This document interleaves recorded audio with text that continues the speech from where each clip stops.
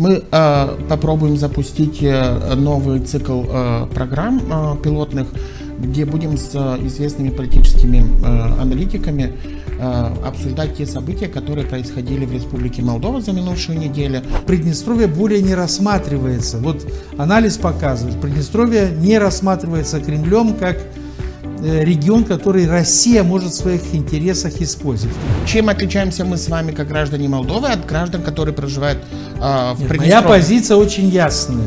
Газ на территорию левого берега должен поступать таким же образом, как поступает в любую точку Республики Молдова. Исполком был создан, сформирован примерно так же, как Евгения Гуцул была избрана на пост Башкара, понимаете?